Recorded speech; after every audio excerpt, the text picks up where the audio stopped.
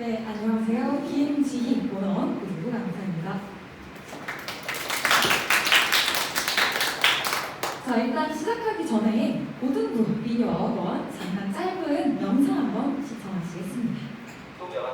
학교영어 정규 1대 성공, 매년 스카이, 의대 80명 이상, 세상위권이 선택한 목동탄 영어 리뷰학원, 학교별 시험을 빼고 맞춤형 내신 자체 교재, 5만 명 이상이 선택한 문법 특강 5단계 교재, 15년 동안 10만 명이 선택한 정기반 수법, 문법, 서술형, 실전 기출어법 자체 교재와 수시리 정시 대비해 최적화된 수업을 제공합니다. 최상위권을 위한 압도적 강의력, 철저한 관리 시스템, 학생별세 위한 전략을 통해 중하위권도 내신 1등급, 단 3개월, 대학을 결정해 영어 학습의 차이, 리뷰 학원에서 확인하세요.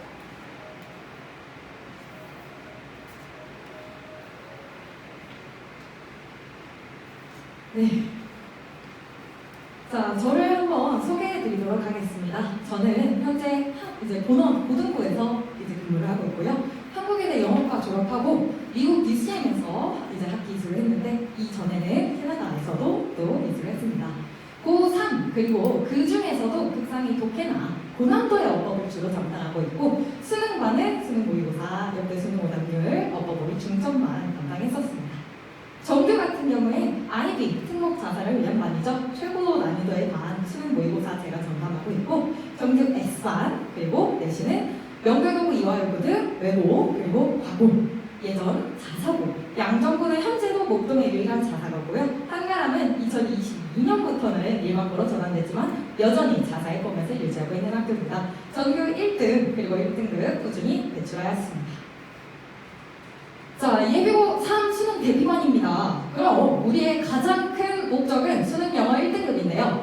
2018년 절대평가 이후의 비율을 한번 간단히 보겠습니다. 10%로 시작했어요. 이때는 1, 2, 3등급까지가 거의 반절에 육박할 정도로 굉장히 쉽게 나왔었는데 이건 안 되겠다 싶었는지 변별력을 유지하기 위해 5.3%로 내려갔다가 높였다가 엄청 2021년에 매우 높아졌죠. 그리고 다시 6%대, 7%대 유지하고 싶어 합니다. 6%, 7%, 4.71%. 자, 24년이 마지막으로 이거 너무 어렵지 않냐? 라고 나왔었는데 절대평가의 취지가 맞냐? 라고 했다가 6.22에서 올해 무려 3.11%, 4%보다 더 낮은 수치입니다. 많은 비판을 받았어요. 자, 그럼 이번에 2027년 수능은 어떻게 나올 것인가? 평가원 모의고사로 예측해 볼 수 있습니다. 3월은 뺐습니다. 3월은 교육청 모의고사고요. 재수생, 3수생, N수생이 들어가지 않습니다. 평가원에서 기출하는 6월, 9월 수능만 보자면요. 8%대쯤이 된다. 그러면 낮춥니다. 7%대도 마찬가지로 좀 더 어렵게 돼요. 근데 너무 5%대 정도 되거나 이제 이런 경우에는 1%대 이렇게 나오면 조금 더 높이려고 하는데요. 자, 2026년에는 처음에 6월에 무려 19.1%가 나왔었어요. 이러면 안 되겠다 하고 4.5% 9월 좀 더 난이도를 상향했는데 자, 근데 이제 여기에 3.11 역대 최악으로 가장 많은 비판을 받은 평가원 문제가 출제되게 됩니다. 자, 그러면 3.11% 수능 챗 GPT도 틀린 수능입니다. 자, AI도 못 푸는 걸 이걸 어떻게 맞추냐? 오답률 79%, 최고 난도 문항이었고요. 자, 이 원어민도 100개를 된다, 모르겠다. 이런 고난도의 시험입니다. 자, 그러면 얘를 어떻게 대비하는 수업을 진행하는지 말씀드릴 거고요. 자, 이게 다른 선생님께서 2026년 대비하셨길래 저는 그보다 이제 그 다음으로 난이도가 높았던 2024년 4.71%의 수능 중에서 가장 최고 난도 문제를 가져왔습니다. 자, 80%대였어요. 더 높았고요. 얘에 대해서 간단히 수업하는 대로 설명을 해드리겠습니다. 먼저 전지목 구문 분석합니다. 주어, 동사, 목적어, 보어. 이제 주어는 발호, 소괄호로, 형용사 구절은 중괄호, 그리고 명사 구절은 대괄호로 나누고 있습니다. 구조를 파악시켜요. 1번, 우리 사람들의 얼굴을 보여주고 표현이 어떤 것 같아? 라고 하는 실험이 나왔어요. 두 번째 실험입니다. 그림입니다. 얼굴에 그림을 그림, 그리고 나서 맞춰보라고 한 실험이 나왔습니다.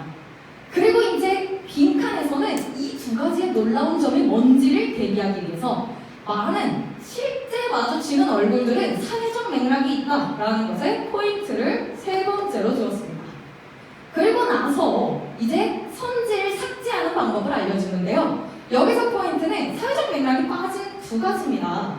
첫 번째, 그들의 의도된 이 감정들을 일관적으로 매칭이 됐다. 자, 저기 1번 쓰인 거 보시죠? 결과가 아주 믹스되어 있었다. 얘는 아니다. 라고 선지 없애주고요. 자, 얘는 그림인데 사진적 정확도가 있다. 내용 아예 없습니다. 이건 아예 X표를 칩니다. 3번, 4번을 보는 친구들이 많아요. 여기 같은 경우에는 사회적 이야기를 보여주었다. 그리고 고유의 이 특징들을 보여주는 것으로 보인다. 얘는 반대의 지문이죠. 이 밑에 있는 얘기입니다. 위에 1, 2번을 골라야 되기 때문에 가장 아닐 것 같은 선지 해석을 해보면 이거예요. 그들 중 그 어느 것도 이 손실 없이 대체될 수 있다. 이게 무슨 말이냐? 여기서 말했던 사회적 맥락이 빠졌다를 paraphrasing한 지문입니다. 이런 식으로 선지를 삭제해야 된다라고 제가 수업 때 설명을 해주고요. 자, 두 번째, 얘는 오답률 탑 6였고요. 이제 32번 문제였습니다. 이런 경우에는 일단 구문 분석 다 말한 다음에 자, 역적 뒤에 however, 뭐 yeah, that's why 이런 경우 뒤에 보통 중요한 내용이 나온다라고 아예 학생들에게 말해주고 추가적으로 필기를 많이 합니다. 뭐 reflect가 나왔으면 반영하다 외에 숙고하다도 외워야 된다. 실제 기출 그리고 비슷한 어법은 2018년 수능이다 하고 실제로도 적어주고 테스트에도 추가로 주고 있습니다. 그리고 선지 삭제 마찬가지입니다. 아닌 거 확실하게 없애고요. 자, 얘가 가장 매력적인 선지였는데 왜 틀렸냐? 이거 그런 친구들 자, 주제인데 여기서 소재가 한 단어 때문에 아웃이다. 가장 그럴듯한 선지가 정답이 아니다. 이런 식으로 감을 키워줍니다. 이것 말고도 순서 배열은 어떻게 풀어야 되는지 뭐 40번 요약문 면허는 어떻게 풀어야 되는지 유형별로 다 설명해주고 있습니다. 자, 그리고 수업이 끝나면 매번 항상 이렇게 미니 테스트 정리를 해주고요. 얘는 누적돼서 다음 시간에 시험을 봅니다. 아이들이 모두 써가서 달달 외우고 시험지 이따가 보여드리겠습니다. 그럼 결국 수능 고득점을 위한 가장 확실한 방법이 뭐냐 하면 우리가 외국어라는 걸 기억해야 됩니다. 국어랑은 조금 달라요. 자, 저는 영어학과 linguistics 졸업했는데요. 처음에 어떻게 단어와 형태가 만들어지는가, 그리고 주어, 동사, 목적어, 보어, 구문이 이루어지는 것, 그리고 의미를 어떻게 하는가, 그것까지 활용이 어떻게 되는가 4년 내내 배우면서 느낀 거, 언어적 기반이 필요합니다. 이게 가장 중요해요. 러시아어 시험을 본다고 생각을 해볼게요. 언어적 기반 없이 단어 모르고 문법 모르고 고득점이 나올 수가 없겠죠. 가장 중요한 겁니다. 중위권까지는 1번을 먼저 파악하고, 그리고 이제 모든 한국어 시험 이제 본다고 해도 다 맞출 수 없거든요. 두 번째로 문해력과 추론력이 필요합니다. 이걸 제가 고난도 문항, 킬러 문항을 아이들에게 설명하면서 문해력을 키워주고 있습니다. 자, 언어적 기반, linguistics 위주로 공부한 친구들의 실제 성적을 좀 보겠습니다. 이제 상위권, 중위권 학생들을 볼 건데요. 자, 이제 모의고사, 고3 모의고사 꾸준히 100점이 나오는 친구들, 그리고 고3 모의고사는 2, 3등급이 왔다 갔다 하는 친구들도 목돈권 내신은 사실 수능과 비슷하게 전지문이 변형되고 어휘도 수능 난이도로 바뀝니다. 고3 난이도에 외부 지문이 들어가요. 내신이 오히려 더 어렵다 하는 친구들이 있는데요. 자, 2년간 담당했던 명덕외고 2년 내내 전교 1등이었던 학생 굉장히 기반이 잘 잡혀 있었습니다. 그리고 얘는 지금 막 끝난 학생들인데요. 자, 65점이던 미국에 살던 친구입니다. 2년 정도 갔다 왔는데 65점이 나왔어요. 저와 수업을 한번 하고 기반 싹 잡고 이 친구가 부족했던 거 다 채운 다음에 100점 이번에 나왔고요. 자, 마찬가지로 강땡땡 학생 S+ 정규반입니다. 1학기 정답어 1등급 나왔고, 자, 369 모의고사 전체 100점 나왔습니다. 수능도 역시나 한 개 틀리는 정도인데요. 마침내 100점이고 기반이 잘 잡힌 학생들이에요. 자, 그럼 중위권은 어떻게 잡아야 되냐? 예전 대일고 양땡땡 학생은요. 자, 76점, 65점, 아, 굉장히 어렵다 하다가 결국에 선생님 저는 이제 감이 왔습니다. 라고 고득점 이뤄냈고요. 강서고 이 친구들 20점 상승 이따가 추가로 보여드리겠습니다. 자, 이제 정 친구입니다. 우리 10월 3일이죠? 가채 좀 어땠냐? 하니까 76.9점이었다. 아직은 좀 어려운 것 같다 라고 했다가 결국에 12월 9일 최근입니다. 96.9점 나왔습니다. 자, 오히려 어렵다라는 것도 언어적 기반을 확충한 아이들이 점수가 주로 잘 올랐고요. 그리고 얘는 우리 강서구 현재 목동에서 명덕 외고만큼 서울대 의대를 보내는 학교입니다. 전국 탑5에 가까운 만큼 내신도 수능과 거의 유사하게 출제하고 있어요. 10, 20, 20, 10 이런 식으로 상위권으로 올라가는 친구들도 있고요. 그리고 상위권만 잘하냐? 아닙니다. 이번 기말까지 제가 마무리한 학생들 보면 오히려 하위권 친구들도 오릅니다. 중위권 친구들도 약간 상위권으로 근접하게 되죠. 이 친구들 모두 언어적 기반을 구축하고 고3 모의고사 계속해서 진행해서 연쇄적 성적 향상으로 이어지고 있습니다. 그래서 얘는 이제 감사 인사를 했던 친구 기초를 배우고 쌓게 돼서 정말 다행이다. 기초를 잘한 것 같다. 이런 친구고 너무 이제 이 친구 3월 모의고사 수능까지 간다는데 이런 것들은 개인적인 얘기가 삭제했습니다. 자료 보여드리겠습니다. 기출 자체 제작 자료인데요. 예를 들면 아이들이 최근에 어떤 어법책을 해도 94년 수능이 나오진 않아요. 근데 94년부터 2025년 이제 6년이 포함되겠죠. 이런 어법들 전체 한 50문제 조금 넘습니다. 얘네 전체를 풀고 모두 해설을 해주게 됩니다. 그럼 아이들이 수능에 나오는 어법은 이런 걸 대비하면 되겠구나. 29번 문항 확실하게 잡고 갈 수 있고요. 지금까지 나왔던 최고난도 문제를 아이들이 체화하게 됩니다. 아까 모든 필기는 이렇게 매회 리뷰 테스트를 봅니다. 어법도 간단하게 들어가고 모든 어휘들 썼던 거 아이들이 시험 봐야 됩니다. 수능 오답률 탑 같은 경우에는 25년 수능, 24년, 23년 모두 어떤 게 가장 어려웠는지 이제 깊게 분석을 하고요. 그리고 아이들이 어떤 수능을 풀더라도 가장 어려웠던 거는 모두 잡을 수 있도록 필러에 익숙해질 수 있도록 훈련이 되고 있습니다. 그리고 이제 수능 필수어법을 한번 말씀을 드릴게요. 22년 수능입니다. A is no more B and C is D라는 구문이 나와요. A가 B가 아닌 것은 C가 D가 아닌 것이다 라는데 얘를 모르면 해석 자체가 맨 앞부터 보입니다. 그래서 여기에 필요한 개념 아예 따로 제가 제작한 텍스트로 보고요. 그리고 이르 테스트 보고 기출을 적용하는 것까지 항상 돌리고 있습니다. 자, 3월, 6월, 9월 우리 기출 어휘 특징적으로 정말 많이 모의고사 전에 다 외워서 아이들이 최단 민출어 그리고 사행성 변별어가 뭔지 직접 제가 선별한 걸로 시험지를 보고 있습니다. 유무 부모의 어휘도 대기하고 있습니다. 제가 항상 수업 시작하고 나서 개인번호로 문자를 보내요. 언제든 새벽이든 새벽 5시 뭐 아니면 아침 7시 괜찮다. 언제든지 보내라. 연락해서 질문해라 하는데요. 그래서 실제로 수능 문제를 질문하는 친구라든지 아니면 어떤 문제 풀다가 이게 뭔지 모르겠다 하는 친구들 언제든지 저에게 연락하고요. 되도록 빠른 시간 안에 답장해주고 있습니다. 커리큘럼 말씀드리겠습니다. 12월에서 이제 1월 말 2월 초 그때쯤에 연계교재가 나오거든요. 그 전까지는 웬만하면 저는 3월은 다루지 않아요. 너무 쉽습니다. 그래서 2018, 2025년 절대평가 이후에 평가원 수능 기출 프리미엄 교재를 하고 있는데 지금 저기에는 없지만 선택한 교재 이따 보여드릴 거고요. 자, 2월부터는 이제 EBS 수능 특강 영어 듣기, 영어 독해 연습까지 연계교재 위주로 그리고 저기에 기출 고난도까지 합쳐서 6월을 대비할 겁니다. 6월에 수능 완성이 출시됩니다. 수능 완성과 전체 마무리를 9월쯤에 끝낸다. 준비를 미리 마친다. 라고 해보고요. 9월부터 11월은 완전 실전형으로 갈 겁니다. 이제 수능에 딱 들어갔을 때 이거 맨날 하던 건데? 라는 느낌이 나는 게 저의 목표입니다.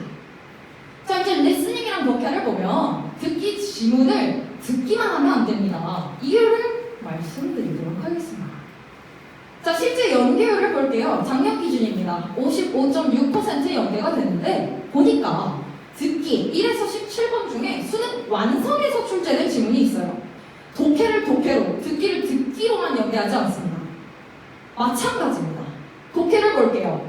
얘는 수능 특강 영어 독해 연습 완성은 당연한데 수능 특강 영어 듣기에서 쉬운 지문이지만 18번 그리고 27번, 28번 그리고 43, 45번 영어 듣기 지문에서 출제됐습니다. 그래서 영어 듣기도 지문 제가 다 정리해서 너희 이 내용 알고 있으면 독해로도 연계될 수 있다라는 점 강조하고 있습니다. 시간표 보여드릴게요. 매번 실전 수능 모의고사를 먼저 진행합니다. 당연히 고난도로 최대한 수능 경향에 맞춘 것들 70분 재서 진행을 하고요. 그리고 거기에 모든 오답 해설, 특히 많은 애들은 아예 전체 수업에서 다루고 그리고 한 명 한 명 제가 봐가면서 어떤 유형이 약한지 너는 기출 이걸 좀 더 풀어봐라, 이걸 좀 더 주겠다, 이런 식으로 1대1로 맞춤으로 문항을 분석해줍니다. 그 이후에 얘는 유형별 수업입니다. 주제, 제목, 요지 20번대 또는 선생님 저는 순서 배열이 약해요. 순서 배열 또는 문장 삽입 이런 식으로 유형별 솔루션을 제공하는 파트가 이 파트예요. 그리고 9시부터 9시 반이라고 적혀있긴 한데 제가 아이들에게 미리 공지했습니다. 사실 10시에 갈 생각해라. 30분까지 어휘 시험을 보는데요. 자, 클리닉 어휘 시험 200단어씩 보는데 한 번 더 설명해드리도록 하겠습니다. 과제표입니다. 일단 기출 프리미엄 같은 경우 데이 10범위를 주고 있어요. 사실 일주일에 1회니까 데이 7 줘야 되는 건 아닌가라고 하는데 교재 자체에서 3문항을 5분씩 풀어라 라고 권장하고 있고요. 데이 10씩 하면 50분, 약 50분인데 실제로는 조금 더 걸립니다. 30지문 내고 어려운 문항 별표시 모르는 어휘 밑줄 쳐서 와라 하고 일일이 체크합니다. 실전 독해에 아까 맨 처음에 오자마자 하고 성적표를 배부하면서 이 친구는 어떤 몇 월 난이도에선 몇 점대, 몇 월 난이도에선 1등급 유지하고 있는지 계속해서 일주일에 한 번씩 체크합니다. 듣기는 2월 이후에 수능 특강 영어 듣기 들어가고요. 자, 단어장 어휘끝 수능 1800입니다. 올해 개정됐어요. 가장 심판인데 자, 유닛 1에서 유닛 5 수능 고민출 최중의 어휘 수능 기출 어휘 200단어인데 200단어 한 번에 보지 않아요. 실제로 시켜보니 그렇게 하면 아이들이 많이 못 외웁니다. 1, 2, 3, 4, 5, 40단어씩 있습니다. 유닛 40단어 중에 20단어 가장 어려운 단어만 선별해서 시험지 5개 만듭니다. 아이들한테도 5개 그거로 대비해와라. 가장 어려운 단어들 하나하나 체크해와라 라고 하고요. 집에 가기 전에 모르는 단어 형광펜 또는 볼펜으로 체크한 거 제가 확인하고 보내고 있습니다. 어제도 마찬가지로 모두 어려운 단어 하나하나 체크하고 이렇게 외우면 좋다라는 거 조언까지 한 뒤에 하나시켰습니다. 리뷰 테스트 아까 보여드렸죠? 이전 수업의 모든 필기 그리고 수능 어법 어휘 기출 같은 거 추가로 보고 있습니다. 자, 수능 대비반 12월 교재 목록입니다. 실전편으로 수능처럼 진행되는 거는 사설과 평가원을 되도록 평가원을 쓰려고 알고 있고요. 교육청 모의고사 중에서도 11월, 10월 좀 이 문제 괜찮다, 좀 난이도가 수능 같다 하는 애들 추가로 들어갈 겁니다. 6월, 9월 수능, 즉 평가원 기출만을 모은 기출 프리미엄 교재 진행하고요. 이 올해 개정된 어휘끝 1800단어가 들어간 수능 교재 단어장과 함께 제가 따로 제작하는 이제 GT 어휘 프린트 여기에는 실제 기출 연도 그리고 기출된 문장 그리고 이제 어떻게 발음도 표기되어 있는 그런 자료 배부합니다. 그래서 여기까지 제가 현재 진행하고 있는 예비고3 수능 대비반입니다. 감사합니다.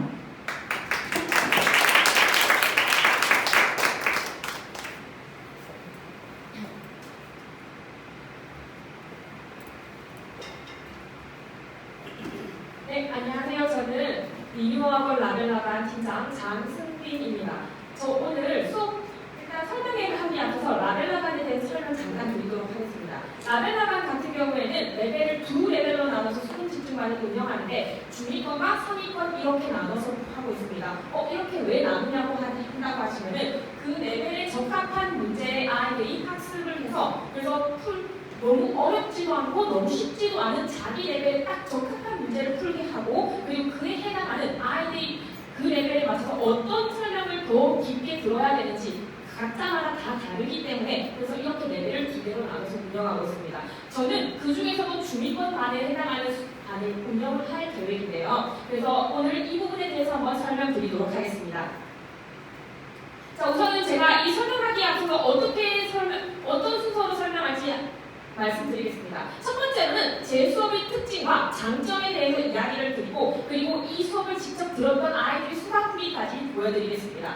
그리고 두 번째로는 이 특징에 연계해서 이 커리큘럼이 어떻게 연관으로 계획이 되는지 알려드리고 그리고 수업 구성은 어떻게 되며 그리고 과제는 어떤 식으로 나오고 그에 해당하는 교재는 어떤 걸 다룰지 설명해 드리도록 하겠습니다. 우선은 저희 중위권, 중상위권 이런 친구들이 왜 영어를 통해 영어가 이렇게 점수가 안 나오는지는 이유를 알아야 그리고 그에 해당하는 약점들을 보완할 수가 있습니다. 그러면 우리 아이들이 왜 영어가 약할까라고 했을 때 첫 번째로 제가 뽑는 이유는 일단 단어의 풀이 너무나도 빈약하다라는 겁니다. 일단 단어가 너무나도 모르게 되면 한 지문에서 적어도 10단어 이상을 모르게 되면 그 지문을 거의 이해하지 못한다라고 보면 됩니다. 이런 식으로 단어의 풀이 너무 부족하다라는 걸 저는 첫 번째 이유로 뽑고 있고 그리고 일단 두 번째로는 절대적 공부 시간이 부족하다라는 겁니다. 아니 저는 제 학생들 중에서도 분명히 있는데 저는 영어를 해도 안 되는 것 같아요. 영어 해도 재미없어요. 이런 식으로 하면서 약점이면 더 시간을 쏟아야 됨에도 불구하고 시간을 쏟지 않는 경우가 너무나도 많습니다. 그래서 일단 공부 시간이 절대적으로 부족하다는 게 일단 두 번째 원인으로 꼽고 있습니다. 세 번째로는 독해의 문제입니다. 자, 영어 시험에 수능에서 나오는 독해는 사실 번역을 하는 게 아니라 독해를 하는 겁니다. 어떤 부분에 강점을 두어서 읽어야 되고 이 뒤에는 어떤 내용이 나고 이 문장은 어떤 의미를 함축하고 있는지 그걸 파악해야 된다는 겁니다. 근데 학생들은 만약 그냥 번역같이 딱딱딱 선생님 저는 해석은 되는데 이거 문제가 안 풀려요. 그게 아니라 아이들은 독해를 어떻게 해야 되는지 모르고 있다는 겁니다. 그리고 또한 요즘 많이 들어봤을 겁니다. 요즘 아이들은 문해력이 부족해. 정말 제가 요즘에 학년이 내려가면 갈수록 이 문해력이 부족하다는 걸 절실하게 깨닫고 있습니다. 근데 사실 그 지문에서 이해가 안 되는 구절이 나오더라도 이 지문에 연계해서 읽으면 유기적으로 읽게 되면 그 문장이 이해될 수 있게끔 그런 것을 연습을 해야 된다는 겁니다. 사실 혼자서 고민하면서 그 문해력을 높일 수도 있습니다. 근데 그 시간이 너무나도 든다는 거예요. 그래서 제가 이런 가이드로서 역할을 하게 된다면 아이들의 문해력을 좀 더 기를 수가 있다는 겁니다. 그리고 일단 네 번째 문제는 이건 사실 중위권도 아니고 하위권에 해당하는 이야기인데요. 여기 세 번째까지는 일단 독해가 될 경우의 문제였고 근데 독해도 아예 되지 않는 친구들이 있습니다. 근데 그런 친구들은 아예 기본기가 부족하고 구문 독해를 하기에 그에 해당하는 기본 문법조차도 안 되는 경우가 많습니다. 그러면 이렇게 네 가지 영역을 제가 어떻게 보완하면서 아이들의 실력을 끌어올릴 수 있을지 제가 설명해 드리도록 하겠습니다.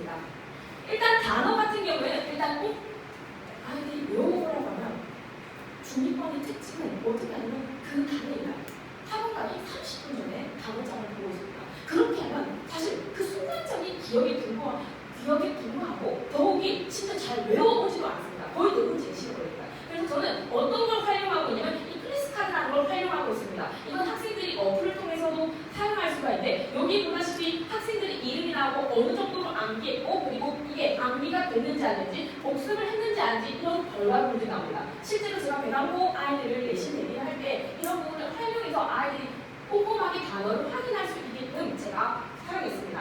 그래서 이런 식으로 참고로 저희 학원은 토요일마다 나오게 되니까 그 월, 화, 수, 목, 금 아이들이 꼼꼼히 단어를 외울 수 있도록 이렇게 매일 원데이씩 아이들이 학습하고 이게 확인됐는지 안 됐는지 제가 확인을 할 예정입니다. 그리고 표제뿐만 아닌 관련 어휘를 학습하도록 하려고 합니다. 사실 유의어, 반의어 이까지 외우면 정말 좋습니다. 근데 중요한 건 제 대상은 중위권이라는 겁니다. 중위권은 이 유의어, 반의어까지 외우기에 너무나도 벅차다는 겁니다. 그래서 가장 효율성을 살리기 위해서 이런 confirm이라는 단어에 해당하는 유의어가 아니라 관련 어휘 확인이라는 명사형 그리고 형용사까지 모두 학습하게 함으로써 아이들이 최대한 효율성을 높이고자 한다는 겁니다. 학생들 레벨에 맞게 그 수준에서 최대한의 효율성을 끌어내고자 하는 방법입니다. 그리고 독해 방법이 향상입니다. 독해력 어떤 식으로 읽어야 되고 어떤 식으로 해야 되는지 제가 잠깐 보여드리도록 하겠습니다. 자, 일단 올해 2학년 10월 모의고사인데 고3 모의고사는 안 푼 친구들이 있을 가능성이 크기 때문에 올해 모의고사를 가지고 왔습니다. 올해 2학년 내치 모의고사입니다. 근데 여기서 보면 여기 이 화면이 잘못 꺼졌는데 여기 이 부분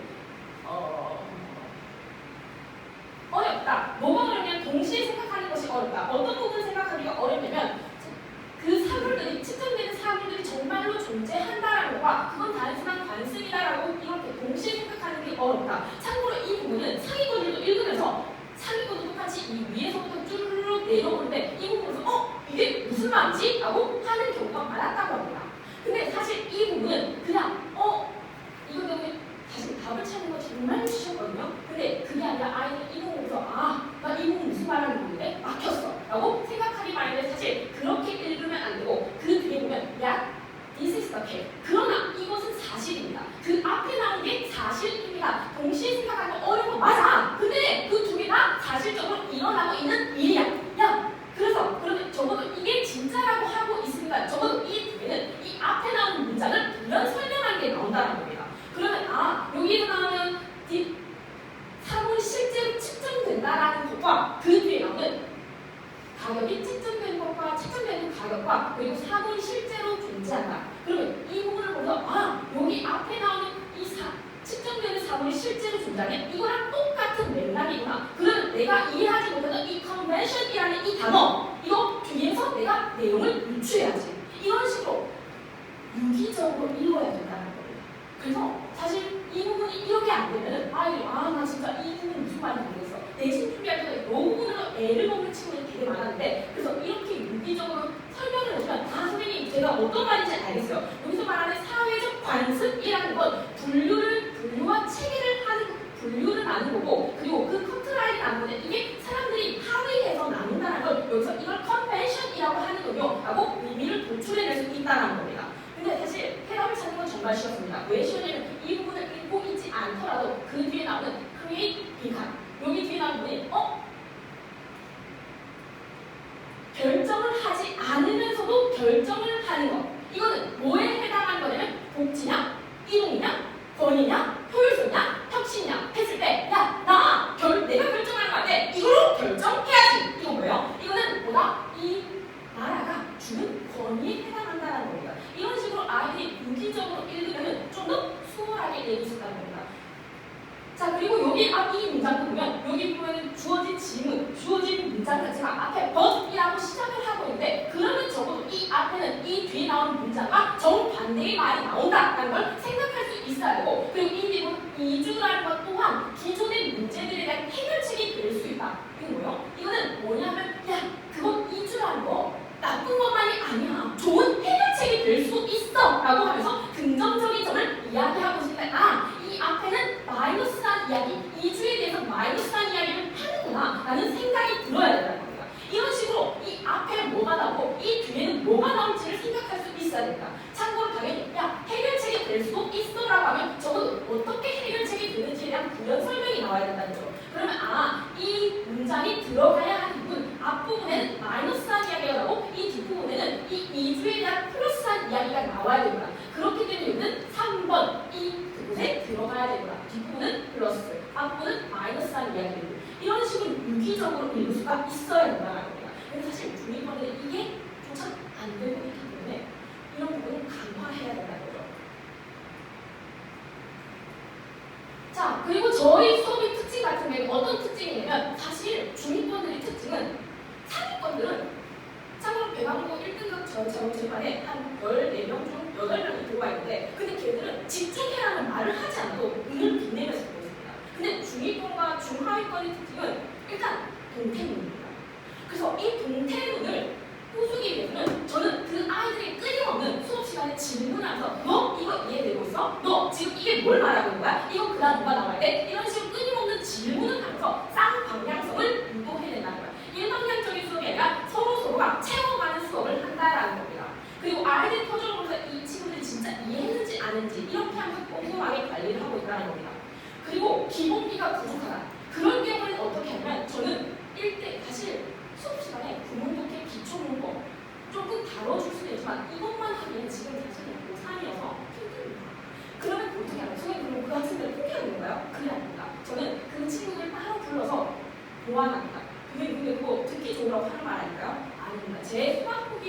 대부분의 친구들이 선생님 저 1대1로 통해서 그런 걸 통해서 되게 도움을 많이 받았습니다라는 이야기를 많이 합니다. 그래서 여기 보면 1대1 지도를 통해서 영어적인 도시적으로 미시적으로 읽는 방법도 알았습니다. 사실 이 친구 같은 경우는 중상위권이어서 중상위권에서 1등으로 올라간 친구였고 사실 제가 1대1로 주로 다루는 친구는 중위권, 중하위권 친구들이 많습니다. 그런 친구들이 선생님 저는 이제 어떻게 지금 글을 읽는지 알겠어요. 저 사실 정말 엉망으로 했던 것 같은데 제 수업을 듣고 좀 나아진 것 같아요 라고 이야기를 하는 경우가 많습니다. 이런 식으로 1대1 개별 학습을 통해서 좀 아이들이 부족한 점을 메꿔주고 있다는 점입니다. 그래서 이제 커리큘럼은 어떻게 진행되냐면 참고로 중위권이기 때문에 일단 12월, 1월까지는 이 수능 연계 교재가 나오기 전에 어떤 걸로 하냐면 빈칸 순서 삽입, 아이들이 취약한 유형을 주로 다룹니다. 그리고 그 1월달에 이제 수능 연계 교재가 나온 다음에는 이제 취약한 약점을 보완한 후에 이제 기출 문제를 학습하면서 출제자가 어떤 사고로 그걸 내는지 그리고 어떤 식으로 읽어야 될지 더 구체화해서 본다라는 겁니다. 그리고 이제 5월에서 8월쯤에 가면은 이제 기출 응용함으로써 기출과 사설 모의고사를 통해서 아이들이 좀 더 응용할 수 있게끔 한다는 겁니다. 사실 9월에서 11월까지는 점수를 아주 드라마틱하게 올리기는 힘듭니다. 그래서 이때는 고정화시키는 이 기출 사고를 점수로 고정화하는 기간을 거치려고 합니다.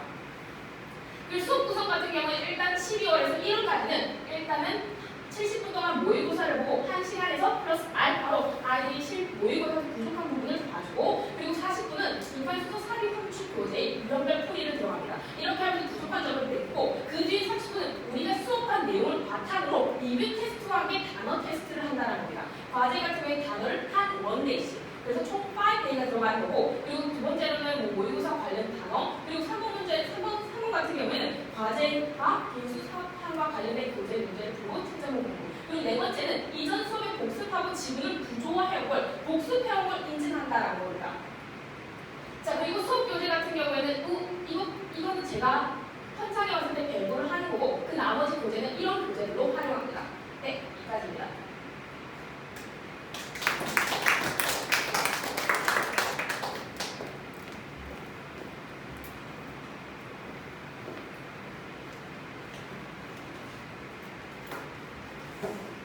반갑습니다.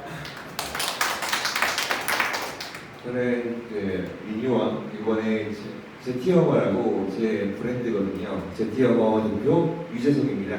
제 본명입니다. 어머님들께서 혹시 본명이 어떻게 되시냐 물어보시는데 제가 태어났을 때 유재석이 되기로 했습니다. 그래서 초, 중, 고 별명이 딱 정해져 있었고 이렇게 유재석이라는 본명으로 활동을 하고 있고요. 제 자체 교재입니다. 트리거라고 트리거가 방아쇠죠. 그래서 수능에 대한 답의 방아쇠를 찾자란 취지에서 모든 교재는 다 트리거로 진행이 됩니다.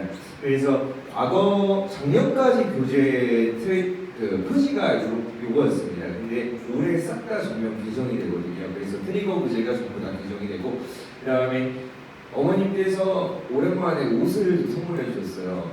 제가 민족부대이다 보니까 고려대인답게 좀 활발하게 좀 이렇게 더 불태워달라 그래가지고 올해 이제 좀 더 불태워볼 의미로 오늘 좀 빨갛게 입고 와서 리뉴에서도 빨갛게 불태워보려고 이렇게 의상을 착용했고요. 경력으로는 일반고, 자사고, 외고 5년 연속 전교 1, 2등을 모두 배출했습니다. 그럼 어머니께서 또 그런 궁금을 하실 거예요. 이 친구들은 원래 잘하는 애들 아니냐? 물론 그럴 수도 있죠. 15점이었던 아이 81점까지 올리고요. 3개월 컸습니다. 그리고 64점 전교 1등했습니다. 올해 그렇게 됐고요. 그리고 올해 이제 27학년도 수능 같은 경우에는 목동은 리뉴에서만 출강을 합니다. 그리고 대치2S에서 이제 내년부터 1월부터 이제 대치동은 이렇게 목성을 수업을 합니다. 그래서 내년 계획은 목동은 리뉴, 그다음에 대치2S만 수업을 할 예정이고요. 이렇게 결과를 냈더니 대형 학원들에서 1등 압도적인 1등을 했습니다. 수강생 평가 1등, 강의 평가 1등 이렇게 했고요. 그래서 이제 본격적으로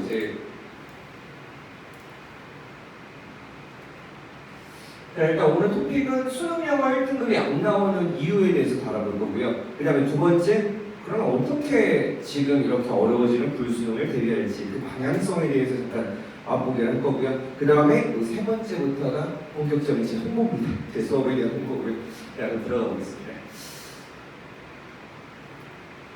자, 우선 수능 영어 1등급 비율 변화를 보시면은 18학년도 수능부터가 이제 절대평가로 바뀌었죠. 이때부터 10% 1등급 비율이었습니다. 그러다가 19년도에 좀 어려웠죠. 그래서 5% 한번 떨어지고 그 다음에 7, 그 다음에 21학년도 수능이 12%였습니다.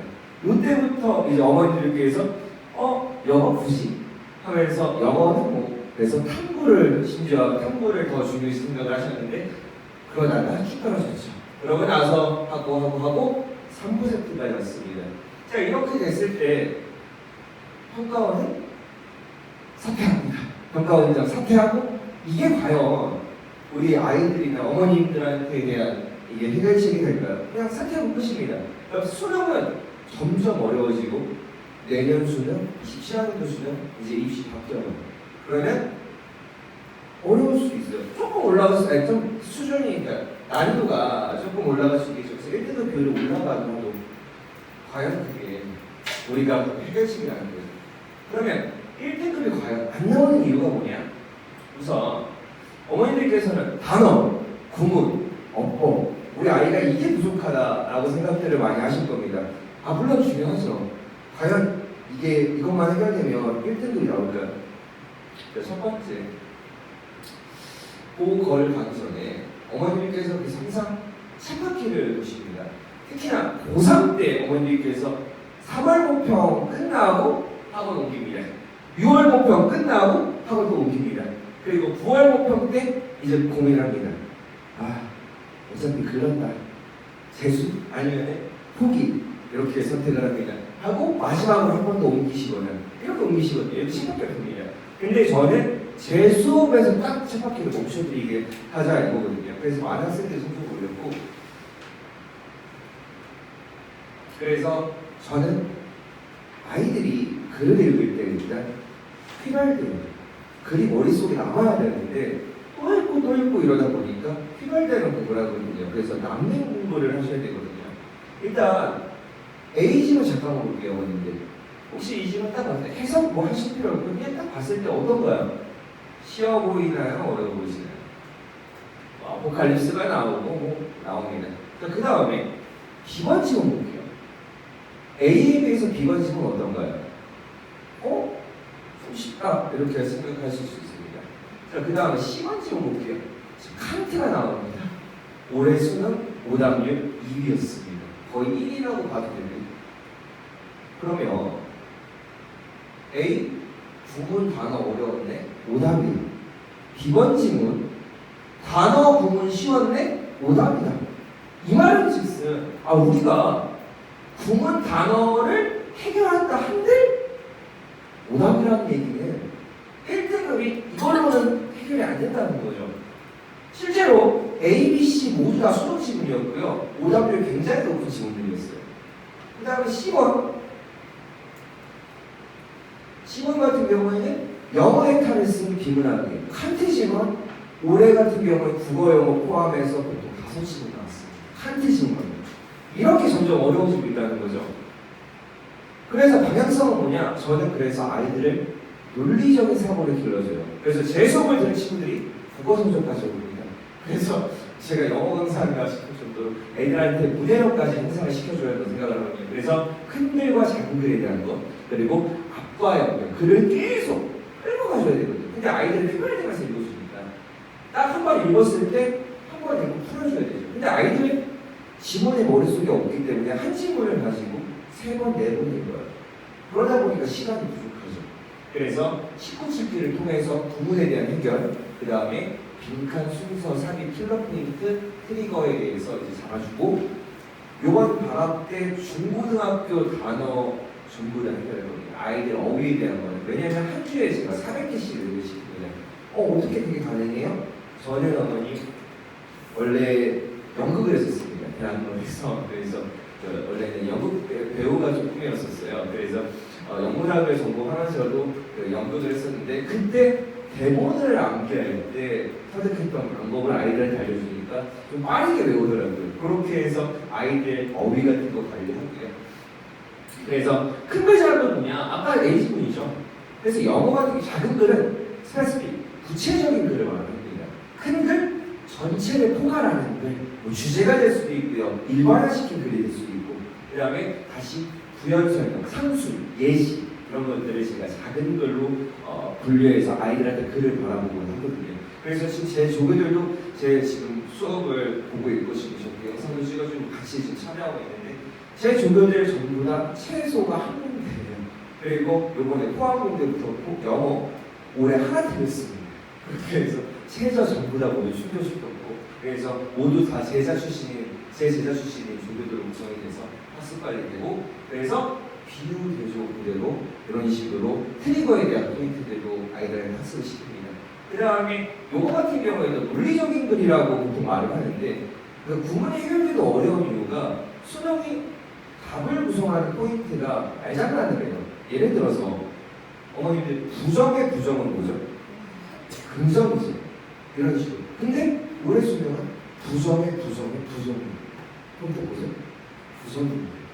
이런 말장난을 한다는 거예요. 그러니까 아이들이 답을 고를 때 요즘 같은 경우는 그래서 그냥 부정이라고만 보고 일반을 몰랐어요. 그러니까 이런 식으로 아이들이 논리적으로 그러한 수능적 사고를 장착해야 된다는 거죠. 그래서 제 자체 교재는 전부 다 교육청 제외입니다. 참고로 6월, 9월이 평가원이 되는 거 아시죠? 그래서 그 문제들, 평가원, 그 다음에 수능 문제, 그리고 EBS 많이들 고민들 하시는데 작년까지는 제가 수능으로만 했습니다. EBS 의미 없다. 제가 그래서 간접인데 아이들이 워낙 원하고 그 다음에 뭐 내신도 고3 때부터 한다고 하는데 내신에 대한 부분이 이따 말씀을 드릴 거예요. 근데 그래서 교재에 이번에 전면 작업이기 때문에 핵심적인 질문들, 필요한 좀 소재들 다룬 것들, 그것들 위주로 제가 이제 지금 전면 작업 중이어서 1월에 이제 출시가 될 예정입니다. 그래서 트리거 1월에 이제 전면 계속될 예정이고요. 그래서 이제 본격적인 홍보를 들어가면 일반고, 자사고, 외고 5년 연속 전교 1등 했어요. 1등, 2등 배출을 시켰고요. 독해, 문법, 구문, 단어 알면 게임 끝 아니라는 거 아까 보셨습니다. 그래서 식구 책들을 통해서 제가 6가지 식구를 통해서 수능에 나오는 패턴을 다 정리한 겁니다. 그래서 이것만 되면 부분에 대한 건 끝입니다. 지금 고3인데 1001분 뭐 성공기초설만 지금 보신 분 있으신지 모르겠는데 이거 보면 망합니다. 올해 수능 끝내야 되죠. 내년에 또 재수할 생각 아니죠. 2년 아닙니다. 1년치기 딱 하셔야 내년부터 입시 바뀝니다. 그렇기 때문에 최대한 올해 끝내실 생각으로 가셔야 되는데 영어에서만 우리 아이 수학 되고 국어 되는데 영어에서 발목 잡힘이 생기면 안 되잖아요. 그래서 영어는 특히나 우리 잡아줘야 되고 평소에 작은 걸 평가입니다. 평가 영어 성적은 당연한 거고요. 국어 비문학 독해력까지 올리는데 보통 3개월 걸립니다. 근데 올해 같은 경우에는 체량 기록 한 달 만에 나온 친구도 있고요. 이틀 수업하고 그 다음에 합류해가지고 파이널 합류했는데 이틀 수업 딱 듣고 1등급 찍은 애도 있고요. 그 친구는 2등급이 했는데 그래서 영상이 거기 그 저기 보시면은 그 유인물에 거기에 바코드가 있어요. 거기에 실제 수강생 인터뷰부터 후드가 싹 다 있거든요. 그래서 실제로 보시면은 제가 정말 저는 가식이 없습니다. 있는 그대로 솔직하게 항상 수업을 했고 그래서 여기까지 올라왔고요. 앞으로도 그럴 계획이고 그래서 저는 아이들한테 고기 잡는 방법을 가르쳐주자 이거예요. 아이들이 제가 적중할 수 있죠. 적중하는데 적중 안 했을 때 어떻게 나와든 간에 고기를 잡는 방법을 알려주자 이 포인트거든요. 그래서 저는 이걸 심어요. 저는 대전 출신이에요. 대전에서 예전에 대강학원을 다녔는데 수학 문제를 보는데 아직도 기억나요. 선생님 여집합이 뭐예요? 하고 물어봤어요. 그 선생님이 이건 당연해. 이걸 왜 몰라? 하고 저한테 창피함을 주시더라고요. 그래서 저 그 다음부터 학원을 못 다녔어요. 그래서 근데 아이들한테도 물어봤더니 대부분의 아이들이 이런 고민이 있더라고요. 친구들이 헷갈려 창피함을 줄까봐 이 두려움 때문에 질문을 못하는데 저는 소통식 수업을 합니다. 영어 텍스트처럼 아이들이랑 관객이랑 소통하듯이 수업이 이루어지고 있고요. 그래서 좋은 결과가 나왔고 아이들이 그럽니다. 영어계의 스테로이드다. 점수가 빨리 오른다. 이렇게 해서 수능 영어 트리거를 계속 접하고 있습니다. 그래서 수능 내신 어법 전국부 내신을 제가 다 분석했습니다. 그래서 이거는 좀 공개해 줄 수가 없고 수업을 들으면 이 비밀 노트에 대한 것들 싹 다 공개가 되고 이걸 통해서 하면 어느 학교 어법은 알게 됩니다. 그래서 수능까지 모두 해결되게 하고 있고요. 그 다음에 수업 영상은 유튜브를 통해서 제티영어 그리고 인스타, 틱톡 모두 다 제티영어 치시면 나옵니다. 이걸로 수업에 대한 것들 하는데 과거에는 전체 공개를 했었습니다. 근데 수강생들이 저희만 들을 수 있게 해주세요 해서 이렇게 비공개로 수강생들을 모두 다시 볼 수 있도록 통방에서 이제 비공개로 공유를 하고 있고요. 빠르면 제가 내년에는 인감도 론칭을 할 것 같습니다. 그래서 자세한 회사를 말씀드릴 수가 없고 그래서 그거에 대해서도 이제 나갈 것 같고요. 그 다음에 내신 적중도 놀랍습니다. 80에서 90% 적중률이고요. 전국구 학교를 다 분석합니다. 저는요. 만약에 명도외고다. 명도외고가 과연 명도외고 기준만 나올까요? 아니죠. 제 친구는 학교 교사예요. 제가 물어봤어요. 너 실제로 이거 다 내냐? 아니. 타학교 문제 참고합니다. 그럼 그거 분석 제가 다 하죠. 그래가지고 적중, 서술형 많은 학교 5번이나 6번 하는 학교에서 3명만까지 적중을 시켰습니다. 놀라운 거죠. 그래서 이렇게 서술형까지 집중을 시켰고, 근데 우리 고3은 고3 학교도 공부를 해야 되죠. 그래서 수능적 그런 사고를 장착시킬 예정이고요. 그래서 또 어머니들께서 걱정을 하십니다. 남성 선생님이랑 대형학원이랑 아이들 관련된 쪽. 내신 문제에는 집착하지 않습니다. 심지어 아이들 학습에만 집착을 합니다. 그러다 보니까 여자친구도 막 계속 뭐 맨날 삐져있고 그랬었는데 그렇게 했는데 이렇게 새벽에도 제가 답변을 하다 보니까 새벽에도 이렇게 시끄럽게 보이지 질문하는 것 자체가 아이들이 진짜 수업을 통해서 이렇게 질문을 합니다. 그래서 항상 아이들 새벽에도 제가 수업 시간 외에는 계속 다 제가 직접 답변하니까 답변은 조교 안 합니다. 제가 답변 다 합니다. 그래서 분명하면 답변 다 해주고 있고요. 그렇게 성적 올렸고 그 다음에 이렇게 학습 관련이 이렇게 이루어지고 있어요. 그래서 보통 상위권 75에서 85점, 3개월 만에 92점, 95점 나왔고 중하위권 50에 70점, 75점, 85점 이렇게 해서 수능 관리 결석을 해도 영상이 계속 제보가 되고 그 다음에 아이들이 계속 학습 관리를 하면서 들어오기 때문에 성적에 대한 것들은 계속 유지가 되고 이렇게 중하위권 같은 경우에도 전자적으로 81점까지 올라가게 되어 있고요. 그래서 이번에 이제 워크북으로 어머님께서 이제 대형학원에 갔을 때 주간지 월간지 좀 많이 보십니다. 근데 저는 실질적으로 생각했어요. 이게 아이들한테 정말 도움되는 주간지 월간지. 그래서 직접 제가 한 달만 정성 들여서 워크북 해설 다 썼고요. 그래서 아이들이 실제 집에서도 학습할 수 있게끔 요게 이제 교재에도 나올 예정이고요. 그렇게 돼서 지금 이제 교재가 1월 정도에 출간될 예정이니까 이렇게 되고 있고요. 트리거 적용, 리마인드 훈련까지 외고인들이 굉장히 좋아했던 방법이에요. 훈련 방법 자체가. 그래서 이렇게 진행이 되고요. 그래서 불수능에서 제가 서울대 강사 동료분이랑 항상 얘기를 해요. 누가 성적이 더 압도적으로 높았을까? 근데 제가 5년에서 제가 맨날 그동안 이겼거든요. 그래서 이분 같은 경우는 예비 고3이든 고3 보통 평균이 79, 75점이었어요. 근데 올해도 저는 87점이 나왔습니다. 평균 아이들 점수. 그리고 고3 92점. 그래서 압도적인 결과를 냈거든요. 그래서 이제 선생님께서 물어보시더라고요. 궁금하게 나중에 수업 영상 좀 공유해달라고 이렇게 말씀을 하시고 김기훈과 유재 선생님이 중간이 목표다 뭐 이렇게 말씀하시는데 그래서 항상 열심히 가고 있습니다. 근데도 불구하고 우리 어머니들 나가실 때 영어는 그래도 여름방학 때 되겠지. 아니요 어머니. 아까 보셨잖아요. 수능 영어 점점 어려워지고 있고 당장 하셔야 됩니다.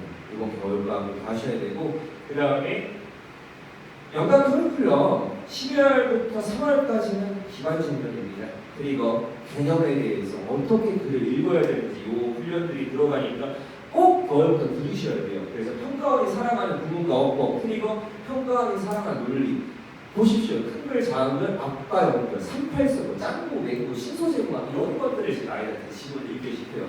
저는 뭐 단순하게 리딩 스킬처럼 한 문장만 읽어라, 중간만 아니요, 전부 다 읽어야 돼요. 지금. 그래야지 수능 문제 풀 수 있고 그래서 기술 정비부터는 이제 트리거, 기출 EBS 적용 연습을 시키고 그 다음에 7, 9월에서 트리거 체화에서 기출 EBS 킬러 유형 이제 고난도 체화를 시키고 마지막 파이널 이제 실전 격발입니다. 그래서 격발 단계에서는 파이널 즉 팀 모의고사 그 다음에 총정리 해가지고 보통 저는 수능을 보통 많은 강사분들이 10월 말에 이제 마감을 하시는데 저는 수능 전까지 합니다. 웬만하면 왜냐면 아이들 계속 감 유지시키고 그 다음에 제 수업들 계속 노가되게 체화시키고 하려고 수능 전주까지 보통 제가 수업이 운동을 하고 있고요. 그래서 일단 교재 디자인만 좀 보여드리면 이제 이렇게 바뀔 예정입니다. 그래서 개념하고 체화, 파이널. 그래서 어머니께서 또 이제 추후에 오실 수 그 영어를 나중에 또 하시는 분들 위해서 저는 특강을 깔긴 합니다. 그래서 특강을 여름방학 때 개설을 하긴 하는데 그거는 감당하셔야 될 거예요. 그러니까 수학 1등급 만들 자신 있으시면 갔다가 오시더라도 그때 이제 오시는 거 각오하셔야 되는데 일단 오늘 제가 또 무료 수업을 합니다. 6시 라벨라반에서 무료 수업하고 8시 보통 고등반에서 또 무료 수업을 제가 하니까 아까 봤던 지문들이 있는 아이들 오늘 만약 신청 안 하셨다면 한번 데스크 문의해보시고 거의 지금 마감이 됐다고 하는 것 같아요. 한번 물어보십시오. 그래서 당장 오늘 나가실 때 예약하시고 오늘 6시거든요. 오늘 6시 라벨라반 그 다음에 보던 고등반 8시 이렇게 해서 수업이 진행이 되고요. 정식 개강일은 내일입니다. 내일 토요일 날 아침 10시부터 1시간 정도 토요일이고 여기 이때 이 시간대는 명덕외고만 일단 수업이 진행됩니다. 고사 그리고 나머지는 일반고 이렇게 수업이 진행이 됩니다. 이상 유재석이었습니다. 감사합니다.